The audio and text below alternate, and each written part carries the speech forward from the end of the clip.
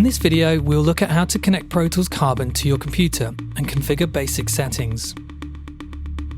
Pro Tools Carbon utilizes an Ethernet standard protocol called AVB to connect to the host computer. This protocol provides a future-ready, high-quality, reserved and bandwidth-controlled connection between devices. After a few initial settings, you will quickly have your Pro Tools Carbon prepared for use with Pro Tools and other applications. The following items are required to successfully connect your Pro Tools Carbon to your computer.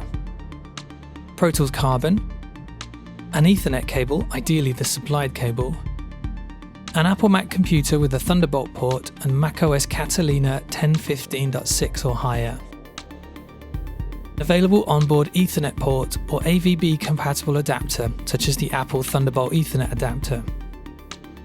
It's important to note that most Ethernet adapters do not support AVB. Pro Tools software or Pro Tools Ultimate 2020.11 or newer. Please be sure to always check the latest compatibility information.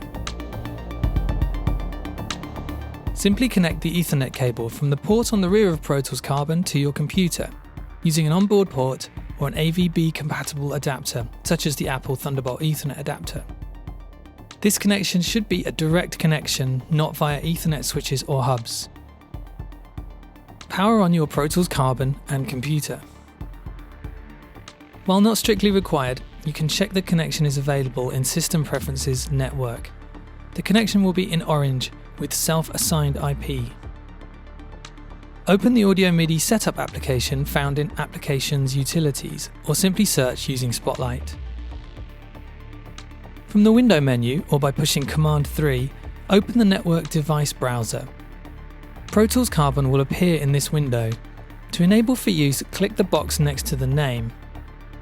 The net indicator on the front of the Pro Tools Carbon should now illuminate.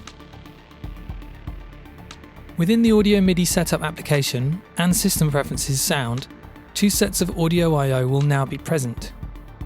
Pro Tools Carbon I/O and Pro Tools Carbon reserved for Pro Tools.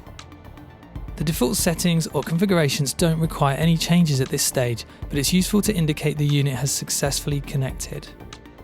To ensure best performance from your Pro Tools Carbon, launch Pro Tools and choose Pro Tools Carbon as the playback engine.